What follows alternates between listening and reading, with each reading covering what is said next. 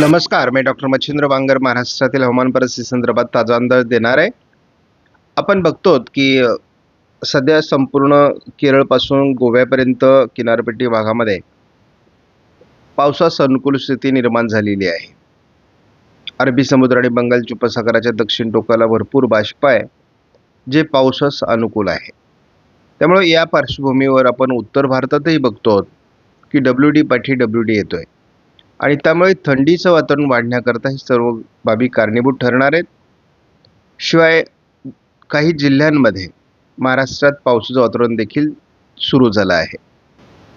सध्या महाराष्ट्रामध्ये पावसास अनुकूल स्थिती गोवा, सिंधुदुर्ग, रत्नागिरी, सातारा, सांगली, कोल्हापूर, सोलापूरच्या काही भागात विरळ स्वरूपामध्ये.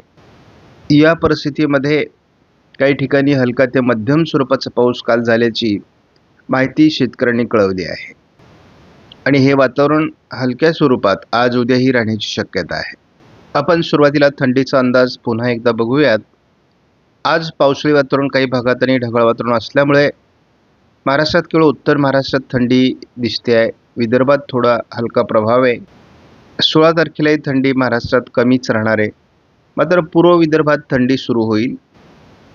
17 तारखेपासून पुन्हा थंडीचं प्रमाण हळूहळू वाढायला सुरुवात होणार आहे.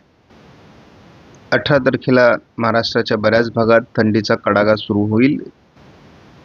19 तारखेला महाराष्ट्राच्या बऱ्याच भागात थंडीचं प्रमाण हे जवळपास 18 ते 16 अंशाच्या दरम्यान पोहोचेल. हे वातावरण 20 तारखेलाही अशा स्वरूपाचं राहील. 21 तारखेपासून 16 ते 14 अंश सेल्सिअसपर्यंत तापमान घसरण्याची शक्यता महाराष्ट्रामध्ये आहे. जवळपास 14 ते 12 अंश सेल्सिअसपर्यंत तापमान काही विभागात 22 तारखेला महाराष्ट्रात असेल. महाराष्ट्रातील काही भागात जवळपास 12 अंश सेल्सिअसपर्यंत तापमान उतरेल, असा देखील 23 तारखेला अंदाज आहे. हे वातावरण 24 तारखेला देखील महाराष्ट्रामध्ये असणार आहे. म्हणजे जवळपास 18 तारखेपासून 24 तारखेपर्यंत थंडी वाढत जाणार आहे आणि त्यामुळे या थंडीच्या लाटेचा प्रभाव महाराष्ट्रावर जास्त होत असल्यामुळे सर्वांना काळजी घ्यावी लागणार आहे. आपण GFS मॉडेलनुसार पावसाचा अंदाज बघितला तर उत्तर भारतात WD, दक्षिण भारतामध्ये कमी दाब अशी परिस्थिती असून कोकणात, रत्नागिरी, सिंधुदुर्गमध्ये या मॉडेलने आज देखील पावसाचा अंदाज दिला आहे. हलक्या स्वरूपात उद्या हे वातावरण उत्तर भारत आणि दक्षिण भारत असं राहील, परंतु प्रभाव कमी व्हायला सुरुवात होईल. 17 तारखेपासून पुढे पावसाचा अंदाज कमी होतोय. आपण स्कायमेटनुसार सुद्धा बघतो तर रत्नागिरी, सिंधुदुर्ग, सांगली, कोल्हापूर, साताऱ्याच्या काही भागात आज देखील पावसाळी वातावरण राहणार आहे. काही अंशाने हे वातावरण याच जिल्ह्यांमध्ये 16 तारखेला देखील राहील, असा स्कायमेटचा अंदाज आहे. मात्र 17 तारखेपासून याचा प्रभाव कमी होत असल्याचं स्कायमेटने देखील दाखवलं आहे. आपण बघतो की महाराष्ट्रामध्ये खास करून सातारा, सांगली, कोल्हापूर, रायगड, रत्नागिरी, सिंधुदुर्ग भागात काही ठिकाणी ढगाळ वातावरण तर काही ठिकाणी पावसाचा अंदाज आहे. उत्तर भारतात हलका WD सध्या सक्रिय होतोय. आपण बघतो 16 तारखेला देखील थोडं हलकं वातावरण हे महाराष्ट्रामध्ये दक्षिण कोकण आणि पश्चिम महाराष्ट्राच्या काही जिल्ह्यांमध्ये असणार आहे. 17 तारखेपासून हे वातावरण कमी होईल. आपण या मॉडेलनुसार सध्या महाराष्ट्रामध्ये बघतो ठिकठिकाणी ढगाळ परिस्थिती काही ठिकाणी तयार होते. जवळपास पुणे, सातारा, सांगली, कोल्हापूर, रायगड, रत्नागिरी, सिंधुदुर्ग, सोलापूर या काही भागात पावसास अनुकूल ढग निर्माण होत आहेत. हे वातावरण आज आणि उद्या असणार आहे आणि नंतर मग हे वातावरण कमी होत जाईल.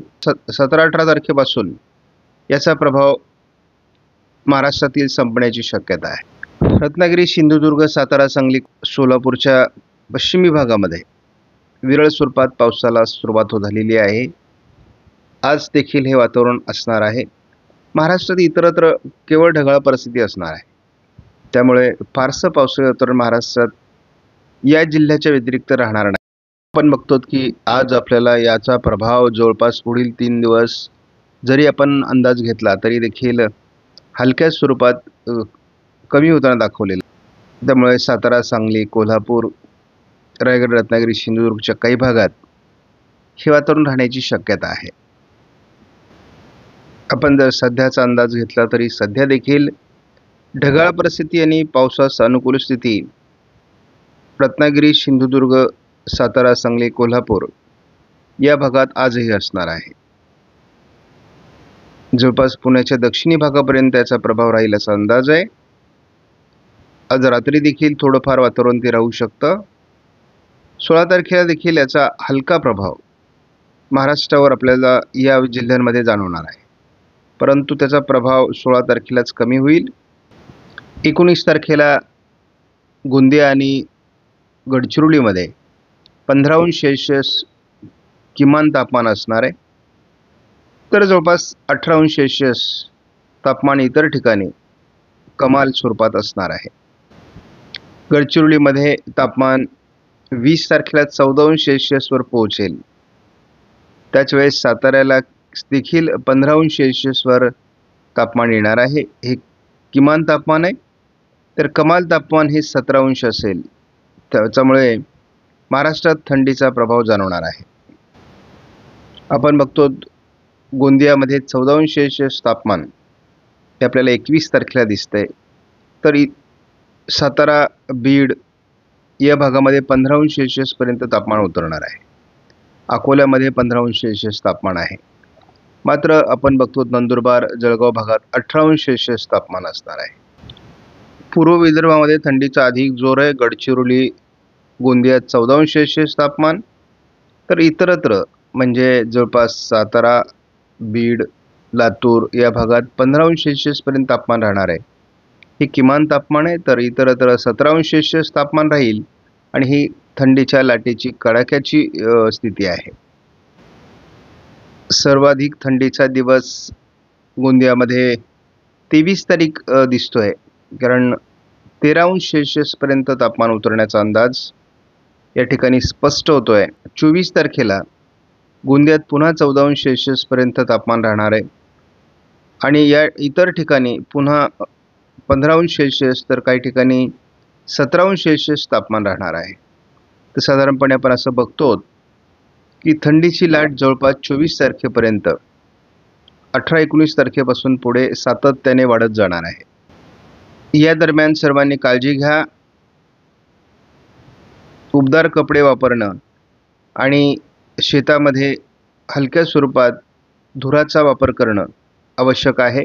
आपणास व्हिडिओमधील माहिती महत्त्वपूर्ण वाटल्यास लाईक करा, शेअर करा, चॅनलला सबस्क्राईब करा. धन्यवाद. जय हिंद, जय महाराष्ट्र, जय बळीराजा.